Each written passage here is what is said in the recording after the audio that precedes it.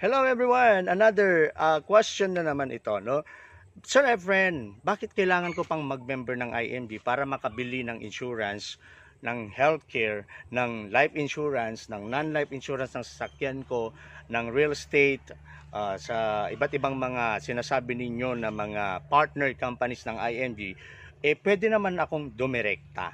Tama po, and tama po. Ayan. So, katulad ng investment, bakit kailangan ko pang mag-member ng ING? Pwede naman akong dumiretso sa mga investment companies or sa banks, di ba? Yes po. Okay?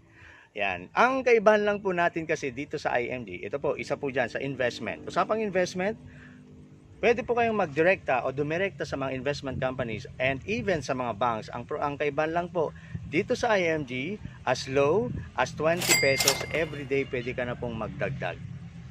Okay? Sa mga direct investment companies, hindi po pwede. Merong minimum, meron din po yung tinatawag nating entry fee. Dito sa IMG, one of your benefits kapag IMG member ka, 20 pesos is 20 pesos. 100,000 ikakargag mo is 100,000. Pero kung sa iba po kayo, papasok kayo directly sa mga bangko or iba pang mga investment, syempre meron yung entry fee. Okay? Bakit sa IMG may discount or walang entry fee? Bakit meron sa mga banks? Okay? Ito nga po, kaya nga po ang IMG napakalaking company, brokerage company.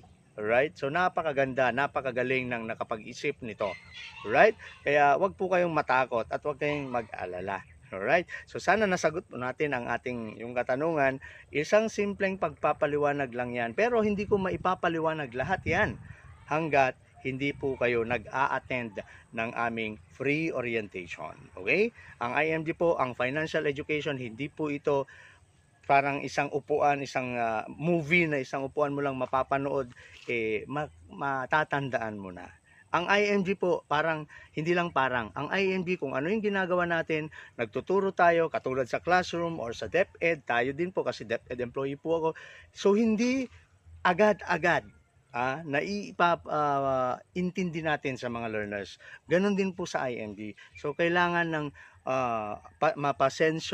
mahabang pasensya.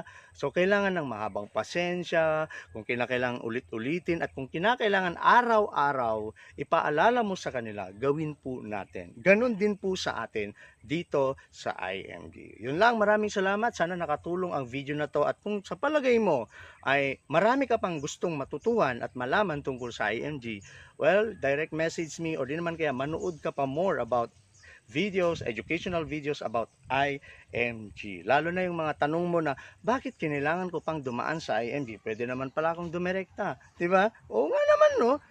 Pero pag naintindihan mo ang IMG mission and iba pang mga ginagawa natin na magaganda para sa pamilyang Pilipino, you will come to realize, oo nga no, maganda pala ang IMG. Yun lang, maraming salamat. Pakisama.